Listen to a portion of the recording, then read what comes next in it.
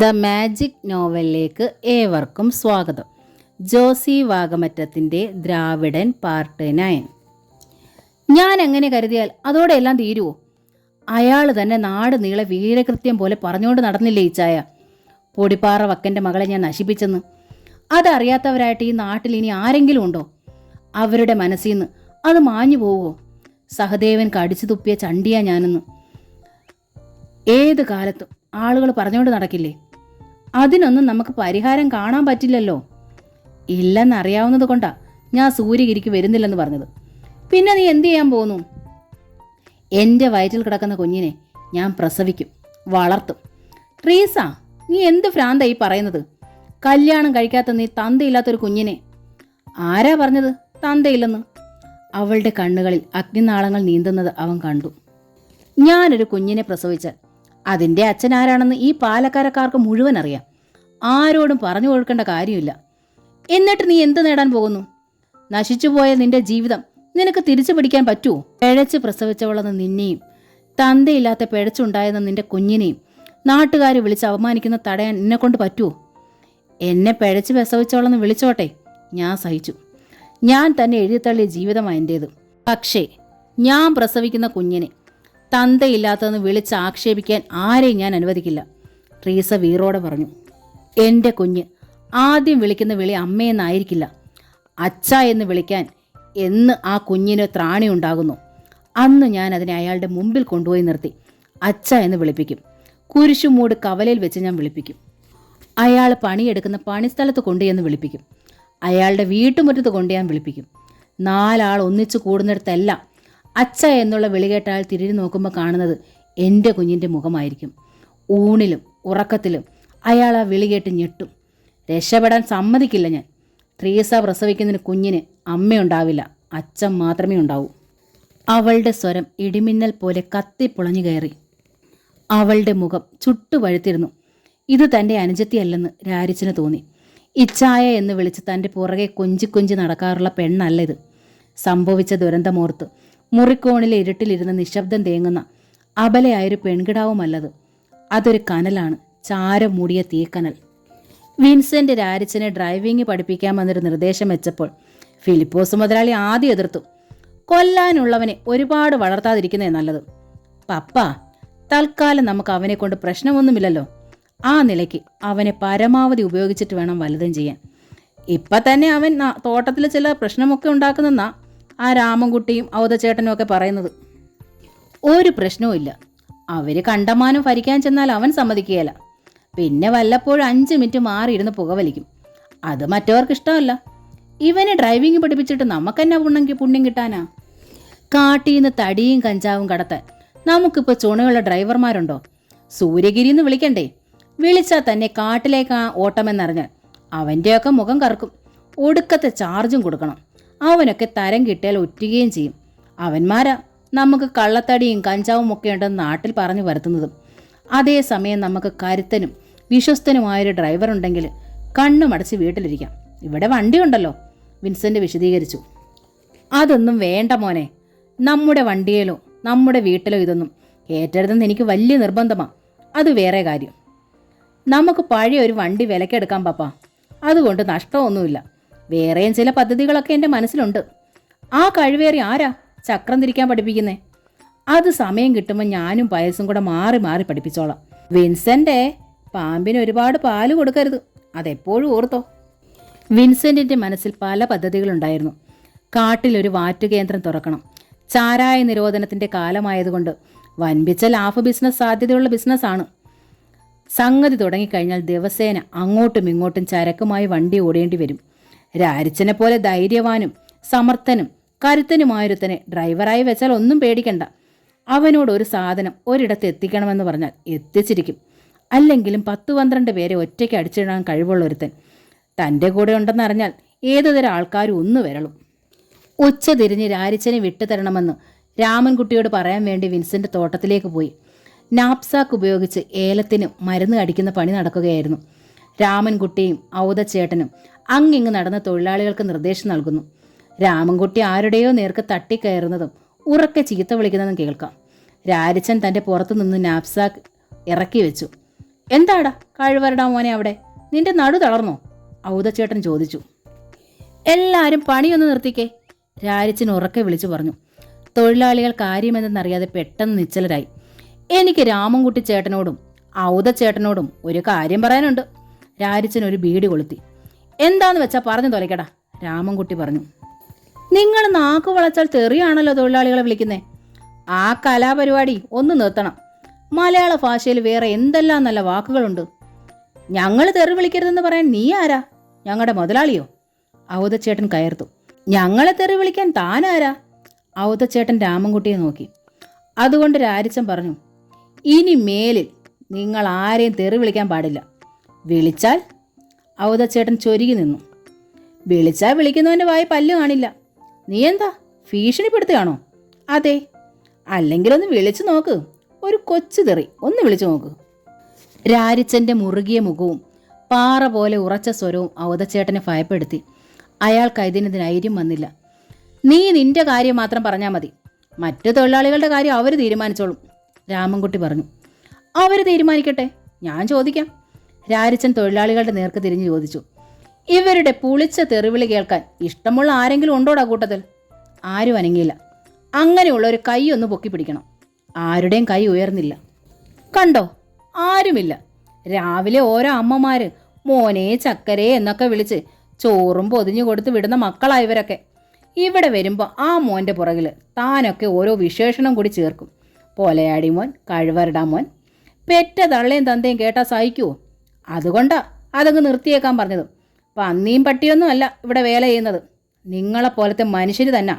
ഇനി അഥവാ തെറി വിളിക്കാതെ തീരെ പറ്റില്ല എന്നുണ്ടെങ്കിൽ ഫിലിപ്പോസ് മുതലാളിയെയും മക്കളെയും കാണുമ്പോൾ വിളിച്ചോ. അവർക്കാകുമ്പോൾ ഒരുമാതിരി കൊള്ളാവുന്ന തെറിയൊക്കെ നന്നായിട്ട് ചേരും. നോക്കി നിൽക്കാതെ എല്ലാവരും പോയി പണിയെടുക്കടാ, രാമൻകുട്ടി തൊഴിലാളികളുടെ നേർക്ക് അലറി. ഒരു കാര്യം കൂടി, രാരിച്ചൻ തൊഴിലാളികളെ നോക്കി. ഇനി നിങ്ങളെ ഇവരാരെങ്കിലും തെറി വിളിച്ചാൽ എന്നോട് പറഞ്ഞാൽ മതി. വിളിച്ചവൻ പിന്നെ അവൻ്റെ ആയുസ്സിൽ വാ തുറക്കില്ല. തൊഴിലാളികൾ അവരുടെ പണികളിൽ വ്യാപൃതനായി. ആ സമയത്താണ് വിൻസെൻ്റ് അങ്ങോട്ട് വന്നത്. ഉടൻ തന്നെ രാമൻകുട്ടിയും ഔതച്ചേട്ടനും കൂടി അവനെ സമീപിച്ച് രാരിച്ചൻ്റെ ഭീഷണിയെപ്പറ്റി പറഞ്ഞു. നിങ്ങൾ പോയിക്കോ, ഞാൻ അവനോട് സംസാരിച്ചോളാം, വിൻസെൻ്റ് അവരെ സമാധാനപ്പെടുത്തി. ഉച്ച കഴിഞ്ഞ് അവൻ ഇവിടെ പണിയിക്കുന്നില്ല, ഒരു ശിക്ഷയായിട്ടിരുന്നോട്ടെ.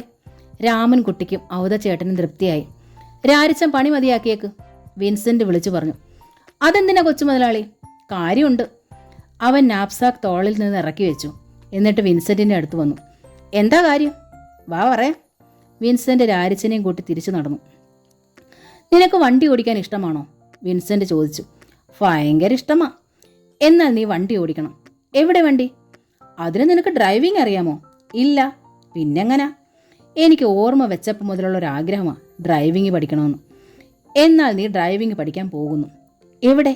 ആര് പഠിപ്പിക്കും? ഞാൻ. പക്ഷെ ഒരു കാര്യം പറ. ആ റിവോൾവർ നീ തിരിച്ചു തരണം, എന്നാലേ നിന്നെ ഞാൻ ഡ്രൈവിംഗ് പഠിപ്പിക്കും. എനിക്ക് ഡ്രൈവിംഗ് പഠിക്കുന്നതിനേക്കാളും കുറച്ചും കൂടി ഇഷ്ടം കൈത്തോക്ക് കയ്യിലിരിക്കുന്നതാ. എടാ, ഒരു തൊഴിലും കൂടി പഠിക്കുന്നതല്ലേ ഒന്നും കൂടി നല്ലത്. അല്ലെങ്കിൽ നിനക്കെന്തിനാ തോക്ക്? നീ എന്താ യുദ്ധത്തിന് പോകുന്നുണ്ടോ? ഞങ്ങളൊക്കെ ഒരുത്തന്നെ വെടിവെച്ച് കൊന്നാലും സുഖമായിട്ട് കേസിൽ നിന്ന് ഊരി വരും. അതുപോലാണോ നിന്റെ കാര്യം? നീ ഒരുത്തനെ കൊന്നാൽ കൊലക്കയർ ഉറപ്പാ. രാരിച്ചൻ അല്പം ആലോചിച്ചു. ഒരു കാര്യം ചെയ്യാം, ഡ്രൈവിംഗ് പഠിച്ച് തീരുമ്പോൾ ഞാൻ തോക്ക് തിരിച്ചു തന്നേക്കാം. എന്താ? അതെന്താ അങ്ങനെ? തോക്ക് കിട്ടിക്കഴിയുമ്പം ഡ്രൈവിംഗ് പഠിപ്പിക്കൽ നിർത്തിയാലോ എന്ന് പേടിച്ചിട്ടാ. അത്രയ്ക്കേ ഉള്ളോ നിനക്കെന്നെ വിശ്വാസം? അത്രയ്ക്കേ ഉള്ളൂ. ശരി, എന്നാൽ ഇന്നു മുതൽ നീ ഡ്രൈവിംഗ് പഠനം തുടങ്ങുന്നു. ഫിലിപ്പോസ് മുതലാളിയുടെ ജീപ്പ് കേടുപാടുകളൊക്കെ തീർത്ത് വീട്ടിലെത്തിച്ചിരുന്നു. രാരിച്ചനെ ഡ്രൈവിംഗ് പഠിപ്പിക്കാൻ വിൻസെൻറ്റിനൊപ്പം പയസും കൂടി പോവുകയുണ്ടായി. അന്ന് രാത്രി 8 മണിവരെ നീണ്ട ഡ്രൈവിംഗ് പഠനം. പിന്നെയുള്ള ദിവസങ്ങളിലെ തോട്ടത്തിലെ പണി കഴിഞ്ഞുള്ള നേരത്തായിരുന്നു വണ്ടി ഓടിക്കാൻ പഠിക്കൽ. വൈകുന്നേരം 6 മുതൽ രാത്രി 9:30 വരെ. കൊടുക്കുന്ന കൂലിക്കുള്ള വേല ചെയ്തിട്ട് മതി മറ്റു കാര്യങ്ങളെന്ന് ഫിലിപ്പോസ് മുതലാളി ശടിച്ചതുകൊണ്ടായിരുന്നു അങ്ങനെ. ഒരു ദിവസം രാരിച്ചനെ വീട്ടുമുറ്റത്ത് ഒറ്റയ്ക്ക് കിട്ടിയപ്പോൾ ജിജി ചോദിച്ചു, എന്താ പുതിയ ബിസിനസ്? ജീപ്പിലൊക്കെ പോകുന്നത് കാണാമല്ലോ. ഞാൻ ഡ്രൈവിംഗ് പഠിച്ചുകൊണ്ടിരിക്കുക. ഹായ്, നേരോ? എവിടെ വരായി? സ്റ്റിയറിംഗ് ബാലൻസ് ഒക്കെ കിട്ടിയോ? അവിടമൊക്കെ പണ്ടേ കഴിഞ്ഞു പോയി. ഞാൻ വളരെ പെട്ടെന്ന് പഠിച്ചു എന്നാ നിന്റെ ചേട്ടൻ പറയുന്നത്. ഇയാൾ ഡ്രൈവിംഗ് പഠിച്ചില്ലെങ്കിലും വണ്ടി ഓടിക്കാൻ പറ്റുമെന്ന് എനിക്ക് തോന്നിയിട്ടുണ്ട്. അതെന്താ? ഓരോരുത്തരെ പറ്റി നമുക്ക് ഓരോ വിശ്വാസവും കണക്കുകൂട്ടലുമില്ലേ. പക്ഷേ ഡ്രൈവർക്ക് ഈ വേഷമൊന്നും പോരാട്ടോ. ഈ കൈലിയും വരയും ഷർട്ടും എല്ലാം കളയണം. ഷഡ്ഡി മാത്രം ഇട്ടുകൊണ്ട് വണ്ടി ഓടിക്കാനാ? ഛേ, പറയുന്നത് കേക്ക്. ഡ്രൈവർ എന്ന് പറഞ്ഞാൽ മിഥുൻ ചക്രവർത്തിയെ പോലെ ഇരിക്കണം. പാൻസും ഷർട്ടും തലയിൽ സ്കാർഫ് കൊണ്ടൊരു കെട്ടും. ജീപ്പിന്റെ സ്വിച്ച് കീയുമായി വിൻസെന്റ് ഇറങ്ങി വന്നപ്പോൾ ജിജി അവിടെ നിന്നും പോയി. രാത്രി ഫിലിപ്പോസ് മുതലാളി അത്താഴത്തിന് മുമ്പുള്ള ആപ്പിറ്റൈസർ ഗ്ലാസ്സിലൊഴിച്ചു വെള്ളം ചേർക്കുകയായിരുന്നു. പായസ് അങ്ങോട്ട് വന്ന് പറഞ്ഞു, പപ്പയെ കാണാൻ 3-4 പേര് വന്നിരിക്കുന്നു. ആരാ? പഴയ അടിപിടിക്കാരാ. ഫിലിപ്പോസ് ഗ്ലാസ് എടുത്ത് മോന്തി. പിന്നെ സിറ്റ് ഔട്ടിലേക്ക് ചെന്നു. അവിടെ 4 പേർ കാത്തു നിൽപ്പുണ്ടായിരുന്നു. സഹദേവൻ, കല്ലറയ്ക്കൽ മോനായി, വാളംപറമ്പിൽ ജോസ്, ദേവസിക്കുട്ടി. എന്താ സഹദേവ ഇതുവഴിയൊക്കെ? ഫിലിപ്പോസ് കസേരയിലേക്ക് മലർന്നു കിടന്നുകൊണ്ട് ചോദിച്ചു. മുതലാളി ഒന്ന് കാണാൻ വന്നതാ. കാര്യമെന്താ? പൊടിപ്പാറ വക്കൻ്റെ മകനെ ഇവിടെ പണിക്കെടുത്തെന്ന് അറിഞ്ഞു. എടുത്തു. ഇപ്പം ഡ്രൈവറാക്കാൻ പോണെന്നും കേട്ടു. അതും ശരിയാ. വലിയ ചതിയായിപ്പോയി മുതലാളി. അവനെ കൊല്ലാനും കൊല്ലിക്കാനും കൂട്ടുനിന്നിട്ട് അവസാനം കാലു മാറിയത് കുതികാല് വെട്ടുന്ന പണിയായിപ്പോയി. നിങ്ങൾക്ക് അവനെ കൊല്ലാൻ 2 അവസരം തന്നതല്ലേ ഞാൻ? പച്ചക്കാനത്ത് വെച്ച് പുല്ലുപോലെ അവൻ്റെ കഥ കഴിക്കാമായിരുന്നു. പകരം നിങ്ങളിൽ ഒരാൾ ചത്തുകൊടുത്തു. അതുപോലെ ജയിലിൽ വെച്ച് കൈവിലങ്ങോടെ അവനെ കയ്യിൽ കിട്ടിയതല്ലേ? അതും പൂട്ടിയിട്ട ലോക്കപ്പ് റൂമിൽ. ഓടാനോ ചാടാനോ അതിനകത്ത് പറ്റുമോ? എന്നിട്ടും നിങ്ങൾ 7-8 പേര് നോക്കിയിട്ട് അവനെ തട്ടാൻ പറ്റിയില്ല. അതോടെ എനിക്ക് മനസ്സിലായി, നിങ്ങളെ നമ്പി നിന്നാൽ യാതൊരു ഗുണവുമില്ലെന്ന്. വെറുതെ ഞാനും കൂടി അഴിയെണ്ണേണ്ടി വരും. 1-2 അബദ്ധങ്ങളൊക്കെ ആർക്കും പറ്റും മുതലാളി. അതിന് പിന്നിൽ നിന്ന് കുത്തുകയല്ല വേണ്ടത്. ആര് കുത്തി സഹദേവ? ഞങ്ങളുടെ എല്ലാം പേരിൽ ഇപ്പോൾ കേസുണ്ട്. രാരിച്ചനെ കൊല്ലാൻ ശ്രമിച്ചെന്നും പറഞ്ഞു അവൻ തലയൂരി പോവുകയും ചെയ്തു. രക്ഷിക്കാമെന്ന് പറഞ്ഞ് മുതലാളി അവസാനം പാലം വലിച്ചു. മുതലാളിയുടെ മോള് തന്നെയല്ലേ അവന് അനുകൂലമായിട്ട് പോലീസിന് മൊഴി കൊടുത്തതും. അതുകൊണ്ടല്ലേ അവനെ പ്രതിയാക്കുന്നതിന് പകരം പോലീസ് ഞങ്ങളെ പ്രതിയാക്കി കേസെടുത്തത്. അല്ലെങ്കിൽ അവനിപ്പോൾ ജയിലിൽ കിടന്നേനെ. അവൾ എട്ടും പൊട്ടും തിരിയാത്ത പെണ്ണല്ലേ. അത് പോട്ടെ, ഇപ്പം മുതലാളിയുടെ മകളെ രക്ഷിക്കുക കൂടി ചെയ്തപ്പോൾ അവൻ നിങ്ങളുടെ സ്വന്തം ആളായി അല്ലേ? നിങ്ങൾക്കവൻ പുണ്യാളനായി. കുറച്ചുകൂടി കഴിയുമ്പോൾ നിങ്ങൾ ആ മകളെ അവന് കെട്ടിച്ചു കൊടുത്ത് മരുമകനാക്കിയെന്നും ഇരിക്കും. സഹദേവ, സൂക്ഷിച്ച് സംസാരിച്ചോ, അതാ നിനക്ക് നല്ലത്. ഇനി എന്തോന്ന് സൂക്ഷിക്കാൻ? ഒരു കാര്യം മുതലാളി ഓർമ്മയിൽ വെച്ചോ, അവനെ ആര് പോക്കറ്റിൽ വെച്ചുകൊണ്ട് നടന്നാലും ശരി, ഞങ്ങൾ അവനെ തട്ടും. 3 തരം. സഹദേവനാ പറയുന്നത്. ഞങ്ങൾക്കൊന്നും ഇതുവരെ അവൻ പുണ്യാളനായിട്ടില്ല. സഹദേവ, ഞങ്ങൾ അവനെ പണിക്കെടുത്തത് അവനെ നന്നാക്കാനോ അവനെ കൊണ്ട് ഞങ്ങൾക്ക് നന്നാകാനോ ഉദ്ദേശിച്ചിട്ടല്ല. ഞങ്ങൾക്കിട്ട് തട്ടിക്കളിക്കാൻ ഞങ്ങളുടെ കാൽ കീഴിൽ കിടക്കട്ടോ എന്ന് വിചാരിച്ചു. ഒരു ദിവസം അവനെ കാണാനില്ലെന്ന് ആളുകൾ കുരിശുമൂട്ടിൽ പറഞ്ഞുകൊണ്ട് നടക്കുകയും ചെയ്യും. അന്നേരം നീയൊക്കെ മനസ്സിലാക്കിക്കോണം, അവൻ ഭൂമിക്ക് മീതെ ഇല്ലെന്ന്. ഞങ്ങൾക്ക് വിശ്വാസമില്ല മുതലാളി. എന്ത് വന്നാലും ഏറ്റെന്ന് പറഞ്ഞ് ഞങ്ങളെ അയച്ച മുതലാളി പിന്നീട് ഞങ്ങളെ തിരിഞ്ഞു നോക്കിയോ? ഇല്ല. ഞങ്ങളിലൊരുത്തൻ മരിച്ചു. 2 പേർക്ക് കൈയും കാലും നഷ്ടപ്പെട്ടു. ഇപ്പോഴും ആശുപത്രിയിൽ അവർ. മുതലാളി ആശുപത്രിയിൽ പോയി അവരെ ഒന്ന് കണ്ടോ?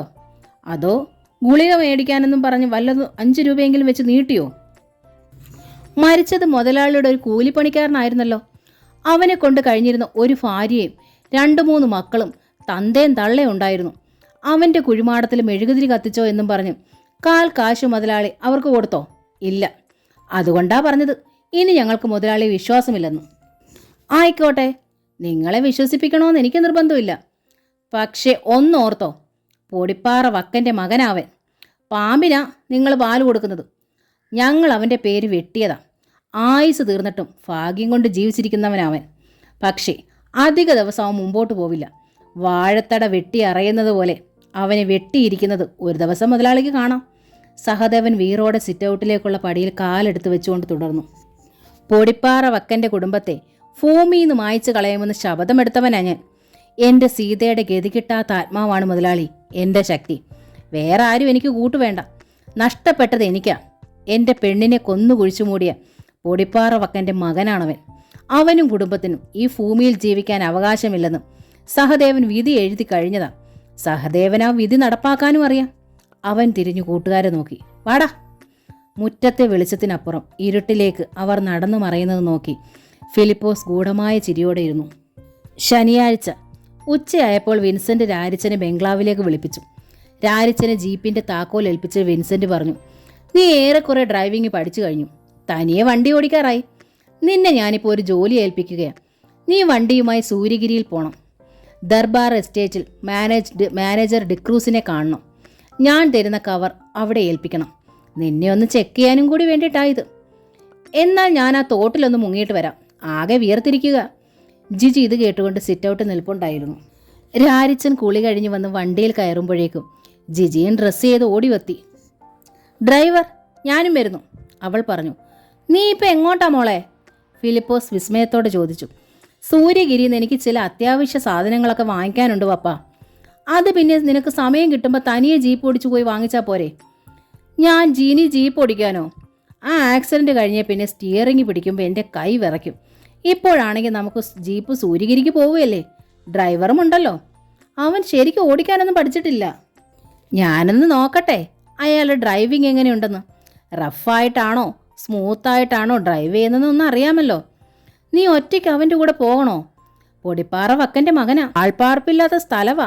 നീ ഒരു കാര്യം ചെയ്, പയസിനെയും കൂടെ കൂട്ടിക്കൊണ്ടുപോ. പൊടിപ്പാറ വക്കൻ്റെ മകൻ്റെ കൂടെ പാറക്കടവ് തോട്ടത്തിലെ ഷെഡിൽ ഒരു രാത്രി മുഴുവൻ കഴിഞ്ഞപ്പോൾ ആരുമില്ലായിരുന്നല്ലോ കൂട്ട്. പിന്നെയല്ലേ ഈ പട്ടാപ്പകല്. ജിജി നേരെ ചെന്ന് ജീപ്പിൽ കയറി. ഡ്രൈവർ, വണ്ടി എടുക്ക്. രാരിച്ചൻ ജീപ്പ് സ്റ്റാർട്ട് ചെയ്തു. ഗിയറിലിട്ട് മെല്ലെ മുമ്പോട്ടെടുത്തു. ഇടയ്ക്ക് മുഖം തിരിച്ച് ജിജിയെ നോക്കി.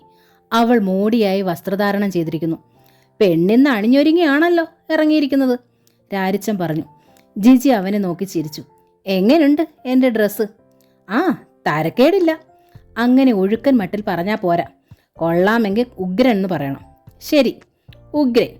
പക്ഷേ ഇനി ഞാനൊരു സത്യം പറഞ്ഞോട്ടെ. പറയ്. ഡ്രസ്സൊന്നുമില്ലാത്തതാ ഇതിനേക്കാളും ഉഗ്രൻ. രാരിച്ച, താക്കീതിൻ്റെ സ്വരത്തിൽ അവൾ വിളിച്ചു. 2 തരത്തിലും ഞാൻ കണ്ടിട്ടുള്ളത് കൊണ്ട് പറഞ്ഞതാ. Stop it. ജിജിയുടെ മുഖം ഗൗരവപൂർണമായി. ഞാൻ ആരാന്നാ ഇയാളുടെ വിചാരം? ഇയാളുടെ കളിപ്പാവയോ? ഫിലിപ്പോസ് മുതലാളിയുടെ മകളാണ് ഞാനെന്നുള്ളത് മറക്കണ്ട. ഓരോരുത്തർ അവരവരുടെ നിലയ്ക്ക് നിന്നാൽ മതി. ഫിലിപ്പോസ് മുതലാളിയുടെ മകൾക്ക് എന്താ പ്രത്യേകത? രാരിച്ചൻ ഒട്ടും കൂസാതെ ചോദിച്ചു. ഒന്നുമില്ലേ? സാധാരണ പെണ്ണുങ്ങൾക്കുള്ളതിൽ കൂടുതലൊന്നും ഞാനെന്ന് കണ്ടില്ല, അതുകൊണ്ട് ചോദിച്ചതാ. രാരിച്ച, ഞാനൊരു തവണ വാണിംഗ് തന്നു. മനുഷ്യന് സത്യങ്ങൾ പറയാൻ പാടില്ലേ? ഇയാളിങ്ങനെ സത്യങ്ങളൊന്നും പറയണ്ട. അല്പം കഴിഞ്ഞ് അവൾ പിറുപിറുത്തു. അതെങ്ങനെയാ? പൊടിപ്പാറ വക്കൻ്റെ അല്ലേ സന്തതി? വഷളത്തരമേ നാവിൽ വരും. 10 ഗുണം 10 ഗുണം. വല്ലതും പറഞ്ഞായിരുന്നോ? രാരിച്ചൻ അവളെ നോക്കി. ഇല്ല, നേരെ നോക്കി വണ്ടി ഓടിച്ചാൽ മതി. രാരിച്ചൻ വണ്ടി അങ്ങോട്ടും ഇങ്ങോട്ടും പാളിച്ച് ഓടിച്ചുകൊണ്ടിരുന്നു. ചിലപ്പോൾ ജീപ്പ് കാനയിലേക്ക് ഇറങ്ങാൻ പോയി. എന്താ രാരിച്ച ഇത്? സ്റ്റിയറിംഗ് ബാലൻസ് ഇല്ലാത്ത പോലെ. ഞാൻ ഇത്രേ പഠിച്ചോളൂ, ഇതിനേക്കാളും നന്നായിട്ട് ഇത് ഓടിക്കാൻ പറ്റുമോ? നല്ല ഡ്രൈവർ. ഇയാളിത് എവിടെയെങ്കിലും കൊണ്ടുപോയി ഇടിക്കുമല്ലോ. ആകെ ഒരു അങ്കലാപ്പ്. സ്റ്റിയറിങ്ങിലൊന്ന് പിടിക്കാവോ? കൊച്ചു മുതലാളി എപ്പോഴും ഒരു കൈ പിടിച്ച് സഹായിക്കുമായിരുന്നു. ജിജി അവൻ്റെ അടുത്തേക്ക് നീങ്ങിയിരുന്ന് സ്റ്റിയറിങ്ങിൽ ഒരു കൈ പിടിച്ചു. എന്നിട്ടും വണ്ടി പാളി. കുറച്ചും കൂടി ഇങ്ങോട്ട് അടുത്തിരുന്ന് പിടിക്കേ. എനിക്ക് മഹാരോഗമൊന്നുമില്ല. ജിജി അവനോട് ചേർന്നിരുന്നു. ഇടത്തോട്ട് തിരിയുന്ന വളവുകളെല്ലാം രാരിച്ചൻ സ്പീഡിൽ വീശിയെടുത്തു. അപ്പോഴെല്ലാം ജിജിയുടെ ശരീരം അവൻ്റെ ദേഹത്ത് അമർന്നുകൊണ്ടിരുന്നു. ആഹാ, വണ്ടി ഓടിക്കുന്നെങ്കിൽ ഇങ്ങനെ ഓടിക്കണം, എന്ത് സുഖം, രാരിച്ചൻ പറഞ്ഞു. എങ്ങനെ? സുന്ദരിയായ ഒരു പെണ്ണിനെ അടുത്തിരുത്തി സ്റ്റിയറിങ്ങൊക്കെ പിടിച്ച് മുട്ടി ഉരുമിയിരുന്ന് എൻ്റെ ഒരു ഭാഗ്യം. ഇയാൾ അങ്ങനെ ഇപ്പോൾ സൂഹിക്കണ്ട. ജിജി അല്പം മാറിയിരുന്നു. ദേ, വണ്ടി പോന്നു, പിടിച്ചോ, എപ്പോൾ ഇടിക്കും. വണ്ടി പാളിപ്പാളി മെറ്റൽ കൂനയിലേക്ക് കയറാൻ ഭാവിക്കുകയായിരുന്നു. ജിജി പെട്ടെന്ന് അടുത്തേക്ക് നീങ്ങി വളയം പിടിച്ചു. ഹോ, രക്ഷപ്പെട്ടു. ഞാൻ ഓർത്തു പോയെന്ന്. രാരിച്ചൻ ദീർഘനിശ്വാസം അയച്ചു. സത്യത്തിൽ ഇയാളുടെ വിളച്ചിലല്ലേ ഇതെല്ലാം? സത്യം പറയേണ്ടെന്നല്ലേ കൽപ്പന? ഓ, പറയണ്ട. 2 കൈകൊണ്ട് പിടിച്ചോളണേ, എനിക്ക് ഉറക്കം വരുന്നു. രാരിച്ചൻ അവളുടെ തോളിലേക്ക് തല ചായച്ചു. രാത്രിയിലൊക്കെ പൊന്നുമോൻ എന്താ പണി? പൊടിപ്പാറ വക്കനെ പോലെ മോഷ്ടിക്കാനും പിടിച്ചു പറിക്കാനും പോകുന്നുണ്ടോ? അതോ പെണ്ണുങ്ങളുള്ള വീട് തേടി? ജിജി കൊഞ്ചൽ അഭിനയിച്ചുകൊണ്ട് ചോദിച്ചു. ഞാൻ പഴയ ഓരോ കാര്യങ്ങൾ ഓർത്തോർത്ത് കിടക്കും. എന്താ ഇത്ര ഓർക്കാൻ? ഒരു പെണ്ണ് തോട്ടിലേക്ക് ജീപ്പ് മറിച്ചിട്ടതും ഞാൻ അവളെ രക്ഷിച്ചൊരു ഷെഡിൽ കൊണ്ടുചെന്ന് കിടത്തിയതും അവൾ എന്നെ കെട്ടിപ്പിടിച്ച് കിടന്നുറങ്ങിയതും അതൊക്കെ ഓർക്കുമ്പോൾ ഉറക്കം വരില്ല. ജിജി പെട്ടെന്ന് സീറ്റിൻ്റെ അങ്ങേയറ്റത്തേക്ക് നീങ്ങിയിരുന്നു. ഇയാൾ വണ്ടി ഇടിക്കുകയോ മറിക്കുകയോ എന്ത് വേണേലും ചെയ്തോ. ഇനി മേലാൽ ഇയാളുമായിട്ട് കളിതമാശയില്ല. പിണങ്ങിയതാണോ? അതെ. ഓക്കെ, ഈ നിമിഷം മുതൽ നമ്മൾ 2 ശത്രുക്കൾ. രാരിച്ചൻ വലിയ ഗൗരവത്തിലിരുന്ന് വണ്ടി ഓടിക്കാൻ തുടങ്ങി. ജിജി അവൻ്റെ ഡ്രൈവിംഗ് ശ്രദ്ധിക്കുന്നുണ്ടായിരുന്നു. അവൻ എത്ര ഭംഗിയായി, എത്ര അനായാസമായി വണ്ടി ഓടിക്കുന്നെന്ന് അവൾ വിസ്മയിച്ചു. ഡ്രൈവിംഗ് ശരിക്കറിയത്തില്ലെന്ന് ഭാവിച്ചതെല്ലാം രാരിച്ചൻ്റെ കള്ളത്തരമായിരുന്നല്ലോ എന്ന് അവൾ ഓർത്തു. സൂര്യഗിരിയിലെത്തിയിട്ട് അവൻ ധൻബാൻ എസ്റ്റേൻഡിലേക്ക് പോയി. മാനേജർ ഡിക്രൂസിനെ കവർ ഏൽപ്പിച്ചതോടെ രാരിച്ചൻ്റെ ദൗത്യം കഴിഞ്ഞു. തിരികെ സൂര്യഗിരി ടൗണിലെത്തിയപ്പോൾ ഏതെങ്കിലും ജൗളിക്കടയ്ക്ക് മുമ്പിൽ വണ്ടി ഒതുക്കിയിടാൻ ജിജി ആജ്ഞാപിച്ചു. രാരിച്ചൻ അനുസരിച്ചു. വാ, അവൾ ജീപ്പിൽ നിന്നിറങ്ങിയിട്ട് വിളിച്ചു. അവർ ജൗളിക്കടയിൽ കയറി. രാരിച്ചൻ്റെ അളവിൽ 5 റെഡിമെയ്ഡ് ഷർട്ടും 5 പാൻസും പിന്നെ കുറേ സാരികളും മറ്റു തുണിത്തരങ്ങളും എല്ലാം പാക്ക് ചെയ്ത് കവറിലിട്ട് വാങ്ങി ബില്ലും പേ ചെയ്ത് ജിജി ഇറങ്ങി. പാലക്കരയിലേക്ക് മടങ്ങുന്ന വഴിക്ക് ഒരിടത്ത് വെച്ച് ജീപ്പ് നിർത്താൻ ജിജി ആവശ്യപ്പെട്ടു. രാരിച്ചൻ ജീപ്പ് നിർത്തി. ഇതാ. ജിജി പോളിത്തീൻ കവറുകൾ രാരിച്ചൻ്റെ മടിയിൽ വെച്ചു കൊടുത്തു. എന്താ ഇതൊക്കെ? കണ്ടില്ലായിരുന്നോ? രാരിച്ചൻ ഏതാനും ജോഡി ഷർട്ടും പാൻസും പിന്നെ രാരിച്ചൻ്റെ അമ്മയ്ക്കും പെങ്ങന്മാർക്കും വേണ്ടിയുള്ള ഡ്രസ്സുകളും. ഏത് കണക്കിലായത്? നന്ദിയോ കടപ്പാടോ? ഏതായാലും ഞാൻ ശത്രുവാണല്ലോ. ശത്രുവിനോടുള്ള ഇഷ്ടം കൊണ്ടാണെന്ന് കരുതിയാൽ മതി. കർത്താവിന് ശേഷം ശത്രുവിനെ സ്നേഹിക്കുന്ന ആദ്യത്തെ ആളായിരിക്കും ഫിലിപ്പോസ് മുതലാളിയുടെ മകള്. രാരിച്ച നല്ല ഡ്രസ്സൊക്കെ ഇട്ട് ചെത്തി നടക്കുന്നത് കാണാനുള്ള സന്തോഷം കൊണ്ട് തരുന്നതാ. അതുകൊണ്ട് മാത്രം എഴുതാപ്പുറമൊന്നും വായിക്കണ്ട. എനിക്ക് ഇയാളോട് പ്രേമമൊന്നുമില്ല. എൻ്റെ ഇഷ്ടത്തിന് അങ്ങനൊരു കളർ കൊടുക്കുകയും വേണ്ട. ഇയാളുടെ ധൈര്യം, ശത്രുക്കളെ നേരിടുന്ന രീതി, കുട്ടിത്തം നിറഞ്ഞ കണ്ണുകൾ, ആരെയും കൂസാത്ത സംസാരം, ലോകത്തെ മുഴുവൻ പോരിന് വിളിക്കുന്ന പോലെ നെഞ്ചു വിരിച്ചുള്ള നടത്തം എല്ലാം എനിക്കിഷ്ടമായി. അതിൽ കൂടുതലൊന്നുമില്ല. എന്തായാലും എന്നോടുള്ള ഇഷ്ടം കൊണ്ട് തന്നെയല്ലേ, ഞാനത് സ്വീകരിക്കുന്നു. Thank you. പോകാം. ഇങ്ങോട്ടൊന്ന് തിരിഞ്ഞേ. ജിജി അവന് അഭിമുഖമായി തിരിഞ്ഞു. രാരിച്ചൻ അവളുടെ ഇരു കവിളത്തും തൻ്റെ കൈത്തല അമർത്തി പിടിച്ചു. എന്താണ് അവൻ്റെ ഉദ്ദേശമെന്നറിയാതെ അവൾ അമ്പരന്നു. അവൻ പൊടുന്നനെ അവളുടെ മുഖം പിടിച്ചടുപ്പിച്ച് തൂനെറ്റിയിൽ ചുംബിച്ചു. അടുത്ത നിമിഷം അവളുടെ ചെഞ്ചുണ്ടിലും മൃദുവായ ഒരു ഉമ്മ നൽകി. ജിജിയുടെ മുഖം ചുവന്നു തുടുത്തു.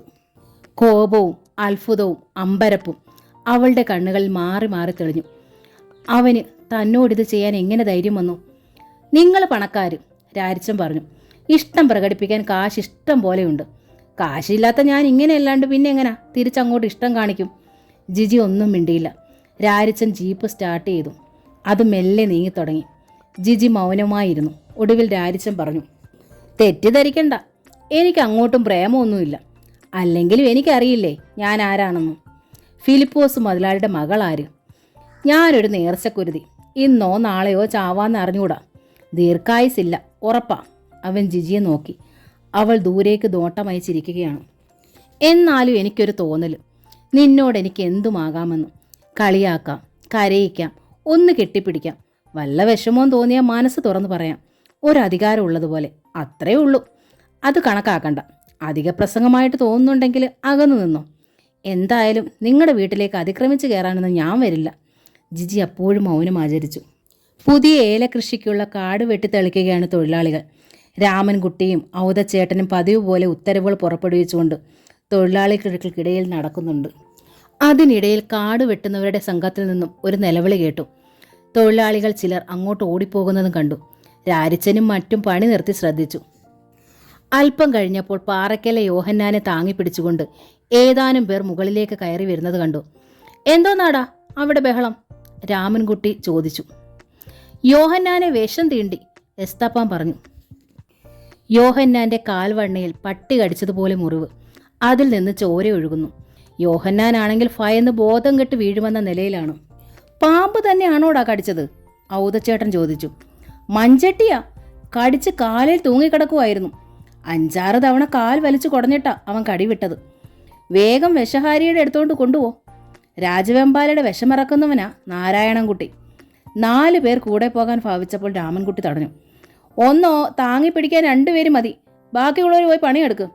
ശിവൻ ഒരു പാമ്പിനെ പത്തലിൽ കുത്തി പൊക്കി എടുത്തോണ്ട് വന്നു. ഇവനാ സാധനം. തൊമ്മിക്കുഞ്ഞ് അപ്പം തന്നെ അടിച്ചു കൊന്നു. ഒരു പുരുഷന്റെ കൈത്തണ്ടയോളം വണ്ണമുള്ള പാമ്പ്, കഷ്ടിച്ച് 2 അടി നീളം. മുറ്റ് സാധനമാ. എസ്തപ്പാൻ പറഞ്ഞു. അവൻ്റെ തടി കണ്ടോ? ഒരു കോഴിയെ തിന്നും. അവിടെങ്ങാനും കുഴിച്ചു മൂട്ടിയിട്ട് വേഗം പോയി പണിയെടുക്കടാ. രാമൻകുട്ടി ആക്രോശിച്ചു. തൊഴിലാളികൾ പണിക്കിടയിൽ അതുതന്നെ പറഞ്ഞുകൊണ്ടിരുന്നു. യോഹന്നാൻ്റെ ഒരു കഷ്ടകാലം. കടി ശരിക്കേറ്റു. പെട്ടെന്ന് വിഷകാരിയുടെ അടുത്ത് ചെന്നില്ലെങ്കിൽ വിഷമിക്കും. നാരായണൻകുട്ടി ആരാ പുള്ളി? മരിച്ചെന്ന് കരുതി ഉപേക്ഷിച്ച കേസ് പോലും അങ്ങേര് രക്ഷപ്പെടുത്തിയിട്ടുണ്ട്. രക്ഷപ്പെട്ടില്ലെങ്കിൽ ആ കുടുംബം വിഷമിക്കും. കെട്ടിയവളും 4-5 മക്കളും യോഹന്നാൻ്റെ അധ്വാനം കൊണ്ടാ. നേരെ 4 മണി കഴിഞ്ഞിരുന്നു. പണി നിർത്തിയപ്പോൾ 5:30 മണിയായി. തൊഴിലാളികൾ പണിയായുധങ്ങളുമായി ഫിലിപ്പോസ് മുതലാളിയുടെ വളപ്പുരയ്ക്കിലേക്ക് പോയി. രാരിച്ചൻ മലയിടുക്കിലെ വെള്ളച്ചാലിൽ ഇറങ്ങി കുളിച്ചിട്ടാണ് പോയത്. അവൻ വളപ്പുരയിൽ ചെന്നപ്പോൾ തൊഴിലാളികൾ വിഷണ്ണരായി അവിടെ കൂട്ടം കൂടി നിൽപ്പുണ്ട്. രാരിച്ചൻ കാര്യം അന്വേഷിച്ചു. യോഹന്നാനെയും കൊണ്ട് അവിടെ ചെന്നപ്പോൾ കഷ്ടകാലത്തിന് വിഷഹാരി നാരായണൻകുട്ടി അവിടെ ഇല്ല. മകളെ കെട്ടിച്ചെടുത്ത് പോയതാ. എന്നിട്ട് രാരിച്ചൻ ചോദിച്ചു. ഇപ്പോൾ ഫിലിപ്പോസ് മുതലാളിയുടെ അടുത്ത് കൊണ്ട് വന്നിരിക്കുക. ഉടനെ എന്തെങ്കിലും ചെയ്യണം. ആശുപത്രിയിൽ കൊണ്ടുപോകണമെന്ന് വെച്ചാൽ വണ്ടി വേണ്ടേ? ആ കെട്ടിയോളും മക്കളും കരഞ്ഞ് നിലവിളിച്ചു പറഞ്ഞിട്ടും മുതലാളിക്ക് കുലുക്കമില്ല. രാരിച്ചൻ ഉടനെ ഫിലിപ്പോസ് മുതലാളിയുടെ വീട്ടുമുറ്റത്തേക്ക് പോയി. ചുമന്നുകൊണ്ട് വന്ന നിലയിൽ മുറ്റത്തൊരു ചാരു കസേരയിൽ കിടത്തിയിരിക്കുകയാണ് യോഹന്നാനെ. അസഹ്യമായ വേദനയിൽ അയാൾ പൊളയുന്നുണ്ട്. ഇടതുകാൽ മന്ത് ബാധിച്ചതുപോലെ നീര് വെച്ച് ചീർത്തിരിക്കുന്നു. അവിടെയും കുറേ തൊഴിലാളികൾ കൂട്ടം കൂടി നിൽക്കുന്നു. എല്ലാവരുടെയും മുഖത്ത് അമർഷവും ദുഃഖവും. യോഹന്നാൻ്റെ ഭാര്യയും മക്കളും ചുറ്റും നിന്ന് കരയുകയും അയാൾക്ക് വീശിക്കൊടുക്കുകയും ചെയ്യുന്നു. ഫിലിപ്പോസ് മുതലാളി എവിടേക്കോ പോകാനൊരുങ്ങിയ മട്ടിൽ സിറ്റ് ഔട്ടിൽ നിൽപ്പുണ്ട്. യോഹന്നാൻ്റെ മകൾ ഫിലിപ്പോസിൻ്റെ മുമ്പിൽ ചെന്ന് നിന്ന് കൈകൂപ്പി കെഞ്ചി കരഞ്ഞു. അപ്പനെ രക്ഷിക്കണേ മുതലാളി, വണ്ടിയിൽ കയറ്റി ആശുപത്രി കൊണ്ടുപോണേ. അപ്പം മരിച്ചു പോകും. ഞങ്ങൾക്ക് വേറെ ആരുമില്ല. പറ്റത്തില്ലെന്ന് ഞാൻ പറഞ്ഞില്ലേ? ഫിലിപ്പോസ് അവളുടെ നേരെ തട്ടിക്കയറി. രാരിച്ചൻ ഉടനെ അയാളുടെ മുമ്പിലേക്ക് ചെന്നു. യോഹന്നാനെ എത്രയും പെട്ടെന്ന് ആശുപത്രിയിൽ എത്തിക്കണ്ടേ മുതലാളി? ഇവിടുത്തെ പണിക്കാരനല്ലേ? പണിക്കിടയിലല്ലേ അയാളെ പാമ്പ് കടിച്ചത്? ചുമന്നുകൊണ്ട് പോകണോടാ. നിങ്ങൾ തടിപിടുക്കുള്ള ചെറുപ്പക്കാരില്ലേ ചുമക്കാൻ? ഇവിടുന്ന് 5-6 മൈൽ ചുമന്നെത്തിക്കുമ്പോഴേക്കും വൈകി പോകില്ലേ മുതലാളി? ആ ജീപ്പ് ഒന്ന് വിട്ടുകൊടുത്താൽ. ജീപ്പ് ഓടിക്കാൻ ഇവിടെ ആളില്ല. വിൻസെൻ്റ് പുറത്തു പോയിരിക്കുക. എന്നെ കൊണ്ട് തീരെ വയ്യ. ജീപ്പ് ഞാൻ ഓടിക്കാം മുതലാളി. ജീപ്പ് വിട്ടു തന്നാൽ ഒക്കുകയില്ല. വിൻസെൻ്റ് വന്നിട്ട് വേണം എനിക്കൊരു വഴിക്ക് പോകാൻ. ജിജി എല്ലാം കണ്ടും കേട്ടും വാതിൽക്കൽ നിൽപ്പുണ്ട്. മുതലാളി, ഒരു ജീവനല്ലേ വലുത്? വലുതാണേ കൊണ്ടുപോയി രക്ഷിക്കടാ. രാരിച്ചൻ്റെ മുഖം മുറുകി. അവൻ ജിജിയെ നോക്കി. ജീപ്പിൻ്റെ താക്കോൽ എടുത്തോണ്ട് വാ, രാരിച്ചൻ അവളോട് പറഞ്ഞു. ജിജി മടിച്ചു നിന്നു. കഴിവരടാ മോളെ, നിന്നോടല്ലേടി പറഞ്ഞത്? രാരിച്ചൻ ആക്രോശിത് കേട്ട് സിറ്റ് ഔട്ടിലേക്ക് ചാടി കയറി. ജിജി ഞെട്ടിപ്പോയി. അവൾ വേഗം അകത്തേക്ക് നടന്നു. എടാ നീ! ഫിലിപ്പോസ് കടുപ്പിച്ചെന്തോ പറയാൻ ഭാവിച്ചു. മിണ്ടരുത്! രാരിച്ചൻ കൈ ചൂണ്ടി അലറി. ഒരായുസ് മുഴുവൻ തനിക്ക് വേണ്ടിയിട്ടല്ലേടോ അയാൾ ചരച്ചത്. എന്നിട്ട് അയാളുടെ ജീവനൊരാപത്ത് വന്നപ്പോൾ തനിക്ക് ഏത് മറ്റിടത്തോട്ടാണോ എഴുന്നള്ളേണ്ടത്? നാളെ എനിക്കിങ്ങനൊരു അപകടം വന്നാലും താൻ ഈ തന്തയ്ക്ക് പെറുക്കായികയാണല്ലോ കാണിക്കാൻ പോകുന്നത്. ജിജി സ്വിച്ച് കീ എടുത്തുകൊണ്ട് വന്ന് രാരിച്ചൻ എറിഞ്ഞു കൊടുത്തു. രാരിച്ചൻ അത് പിടിച്ചെടുത്തിട്ട് പോർച്ചിൽ കിടന്ന ജീപ്പിലേക്ക് ചാടിക്കയറി. നോക്കി നിൽക്കാതെ അയാൾ ഇതിനകത്തേക്ക് കയറ്റടാ. ഇതിൻ്റെ പേരിൽ വരുന്ന കേസൊക്കെ ഞാൻ പിടിച്ചു. തൊഴിലാളികൾക്കാർക്കും അതിന് ധൈര്യമുണ്ടായില്ല. രാരിച്ചൻ ചാടി ഇറങ്ങിച്ചെന്ന് യോഹന്നാനെ കോരിയെടുത്ത് വണ്ടിയിലേക്കിട്ടു. നാളെ നിനക്കൊക്കെ ഇതേ ഗതി വരുമ്പോഴാണെന്ന് വിചാരിച്ചോ? രാരിച്ചൻ തൊഴിലാളികളോട് കയർത്തു. രാരിച്ചനോടൊപ്പം യോഹന്നാൻ്റെ ഭാര്യയും 2 മക്കളും ജീപ്പിൽ കയറി. ചങ്കുറപ്പുള്ള ഒരുത്തിനുമില്ലേടാ ഒരു കൂട്ടുവരാൻ. ആരും അനങ്ങിയില്ല. രാരിച്ചൻ ജീപ്പ് സ്റ്റാർട്ട് ചെയ്തു. ഫിലിപ്പോസ് മുതലാളിയും തൊഴിലാളികളും അന്തം വിട്ടു നിൽക്കെ അതൊരു മിന്നായം പോലെ മുറ്റത്ത് നിന്ന് റോഡിലേക്ക് കുതിച്ചിറങ്ങിപ്പോയി. ഫിലിപ്പോസ് മുതലാളിക്ക് കോപാധിക്യം കൊണ്ട് കണ്ണു കാണാൻ മേലാതായിരുന്നു. അയാൾ ജിജിയുടെ നേർക്ക് ചാടി കാണിച്ചു. നിന്നോട് ആര് പറഞ്ഞടി താക്കോലെടുത്ത് കൊടുക്കാൻ? രാരിച്ചൻ പപ്പയും കേട്ടതല്ലേ? അവൻ പറഞ്ഞാൽ ഉടനെ നീ ജീപ്പിന്റെ താക്കോലങ്ങ് എടുത്തു കൊടുക്കുവോ? പപ്പയെ വല്ലതും ചെയ്തോല്ലെങ്കിലോ എന്ന് വിചാരിച്ചിട്ടാ. രണ്ടും കൽപ്പിച്ച മട്ടല്ലായിരുന്നോ അവന്റെ നിൽപ്പ്? എനിക്ക് എൻ്റെ പപ്പായുടെ ജീവനാ ഒരു ജീപ്പിന്റെ കീയേക്കാളും വലുത്. അവൻ എന്നെ എന്നാ പുളുത്താനാ? നീ ഇങ്ങനൊരു കഴുതയായല്ലോ. ഫിലിപ്പോസ് കലി പൂണ്ട് സിറ്റ് ഔട്ടിലൂടെ അങ്ങോട്ടും ഇങ്ങോട്ടും നടന്നു. അവൻ ഇങ്ങ് വരട്ടെ. ആ ചെറ്റയുടെ അഹങ്കാരം ഇന്ന് നിർത്തിയിട്ടേ ഉള്ളൂ. ഫിലിപ്പോസിന്റെ വീട്ടിൽ കയറി അതിക്രമം കാണിക്കാനും മാത്രം ഈ പാലക്കരയിൽ ഒരു പട്ടിയും വളർന്നിട്ടില്ല. പപ്പ എന്താ ജീപ്പ് വിട്ടു കൊടുക്കാഞ്ഞത്? പപ്പയുടെ തോട്ടത്തിലെ പണിക്കാരനല്ലേ ആ യോഹന്നാൻ? നമുക്ക് വേണ്ടിയിട്ട് പണിയെടുത്തോണ്ടിരിക്കുമ്പോഴല്ലേ അയാൾക്ക് പാമ്പ് കടിയേറ്റത്? അയാളുടെ ജീവനൊരു അപകടം വന്നപ്പോൾ രക്ഷിക്കേണ്ട ചുമതലയില്ലേ പപ്പയ്ക്ക്? ജിജി ചോദിച്ചു. അങ്ങനെയൊക്കെ ആശുപത്രിയിലോട്ട് എഴുന്നള്ളിക്കാനല്ലടി ഞാൻ ലക്ഷക്കണക്കിന് രൂപ കൊടുത്ത് ജീപ്പ് വാങ്ങിച്ചിട്ടിരിക്കുന്നത്. പപ്പ അത് ചെയ്യണമായിരുന്നു. വേറെങ്ങാണ്ട് അത്യാവശ്യമായിട്ട് പോകണമെന്നൊക്കെ പപ്പ നുണ പറഞ്ഞതല്ലേ അവരോട്? നീ എൻ്റെ വായിന്ന് വല്ലതും കേൾക്കരുത്. കയറിപ്പോകത്ത്. കണ്ട ചെറ്റകൾക്ക് വേണ്ടിയിട്ട് വക്കാലത്ത് പറയാൻ വന്നിരിക്കുന്നു. ഓ, ഞാൻ പോയേക്കാം. ജിജി അകത്തേക്ക് പിൻവാങ്ങി. വിൻസെൻറ്റിൻ്റെ ബുള്ളറ്റ് മുറ്റത്തേക്ക് ചീറിപ്പാഞ്ഞ് കയറി വന്നു. ബൈക്ക് നിർത്തി സ്റ്റാൻഡിൽ കയറ്റി വെച്ചിട്ട് വിൻസെൻ്റ് ഇറങ്ങി വന്നു. നമ്മുടെ ജീപ്പ് എന്തേ? വിരളി പിടിച്ച മട്ടിൽ നിൽക്കുന്ന പപ്പയോട് അവൻ ചോദിച്ചു. ഈ ചോദ്യത്തിന് നിന്റെ ചെകിട്ടത്തുനിന്ന് പൊട്ടിക്കുക പറ്റിയ മറുപടി. അവനെ ഡ്രൈവിംഗ് പഠിപ്പിക്കാഞ്ഞിട്ട് നിനക്കല്ലായിരുന്നോ ഇരിക്കപ്പുറത്തില്ലാഞ്ഞത്? അതിനിപ്പോൾ എന്താ ഉണ്ടായി? ഒന്നും ഉണ്ടായില്ല. ഉണ്ടായിരുന്ന് അടിച്ചെടുത്തോണ്ട് അവനങ്ങ് പോയി, അത്രേ ഉള്ളൂ. വിൻസെൻ്റ് നേരെ അകത്തേക്ക് ചെന്നു. പായസിനോട് ചോദിച്ച് കാര്യങ്ങൾ മനസ്സിലാക്കി. പിന്നീട് വിൻസെൻ്റ് ജിജിയുടെ മുറിയിൽ ചെന്ന് അവളോട് തട്ടിക്കയറി. നിന്നോട് ആര് പറഞ്ഞടി ആ തെണ്ടിക്ക് ജീപ്പിൻ്റെ സ്വിച്ച് കീ എടുത്തുകൊണ്ട് കൊടുക്കാൻ? ജിജി അവനെ ഒന്ന് നോക്കിയിട്ട് അവഗണിച്ച് കളഞ്ഞു. വിൻസെൻറ്റിൻ്റെ കലി കയറി. നിന്നോട് ചോദിച്ചത് കേട്ടില്ലേടി? എനിക്ക് ചെവി കേൾക്കാം, അലറണ്ട. ഇതേ ചോദ്യത്തിന് ഞാൻ പപ്പയോട് മറുപടി പറഞ്ഞു കഴിഞ്ഞു. ചോദിക്കുന്നവരോടെല്ലാം മറുപടി പറയാൻ എനിക്ക് നേരമില്ല. വിൻസെൻ്റ് കോപമടക്കാൻ വിഷമിച്ച് അവളെ തന്നെ ഏതാനും നിമിഷം തുറച്ചു നോക്കി നിന്നു. പിന്നെ ചവിട്ടി കുതിച്ച് സിറ്റ് ഔട്ടിലേക്ക് ചെന്നു. അവനെ ഡ്രൈവിംഗ് പഠിപ്പിച്ചത് ഞാനാണെങ്കിൽ ഇതിൻ്റെ ബാക്കി എന്താ ചെയ്യേണ്ടതെന്ന് എനിക്കറിയാം. ഫിലിപ്പോസിനാടായി അത്രയും പറഞ്ഞിട്ട് അവൻ ചെന്ന് ബൈക്കിൽ കയറി. ബൈക്കിൻ്റെ വെളിച്ചം താഴ്വാരത്തെ ഇരുട്ടിലേക്ക് ചൂഴ്ന്നു കയറി. കുണ്ടുകുഴികൾ നിറഞ്ഞ മലമ്പാതയിലൂടെ ജീപ്പ് കുലുങ്ങിത്തെറിച്ച് പാഞ്ഞു. ജീപ്പിനുള്ളിലിരുന്നവർ ആ മരണപ്പാച്ചിൽ ഭയചകിതരായി. പുറത്തേക്ക് തെറിച്ചു വീഴാതിരിക്കാൻ പിടികിട്ടിയ കമ്പികളിലൊക്കെ അവർ ഇറുകി പിടിച്ചു. മിഷൻ ഹോസ്പിറ്റലിൻ്റെ പോർച്ചിലിട്ടിരിക്കുന്ന ഒരു ഓട്ടോറിക്ഷയുടെ പിന്നിലിടിച്ച ജീപ്പ് നിന്നു. ഓട്ടോറിക്ഷ 10 അടിയോളം മുമ്പോട്ട് ഉരുണ്ടുപോയി. ഓട്ടോ ഡ്രൈവർ ചാടിയിറങ്ങി എന്തോ തെറി വിളിച്ചു പറഞ്ഞുകൊണ്ട് ജീപ്പ് ഡ്രൈവറുടെ അടുത്തേക്ക് ചെന്നു. രാരിച്ചൻ അയാളുടെ മൂക്കും വായും കൂടി പൊത്തിപ്പിടിച്ചമറി. മിണ്ടിപ്പോകരുത് കഴിവരുടെ മോനെ, നിന്റെ നഷ്ടം ഞാൻ തന്നേക്കാം. ഭയന്നു പോയ ഓട്ടോ ഡ്രൈവർ പിന്നെ അനങ്ങിയില്ല. രാരിച്ചന് യോഹന്നാനെ പൊക്കിയെടുത്ത് തോളിലിട്ടുകൊണ്ട് കാഷ്വാലിറ്റിയിലേക്ക് അതിവേഗം നീങ്ങി. പിന്നെ എല്ലാം വേഗത്തിലായിരുന്നു. യോഹന്നാന് ഡോക്ടർമാർക്ക് അടിയന്തര ശുശ്രൂഷകൾ നൽകി.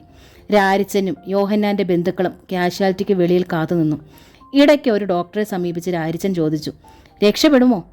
കുറച്ച് താമസിച്ചു പോയല്ലോ, നോക്കട്ടെ, ഒന്നും പറയാറായിട്ടില്ല. 1 മണിക്കൂറിന് ശേഷം യോഹന്നാനെ സ്പെഷ്യൽ ട്രീറ്റ്മെൻറ്റിനുള്ള റൂമിലേക്ക് മാറ്റി. അയാൾ അപ്പോഴും അബോധാവസ്ഥയിലായിരുന്നു.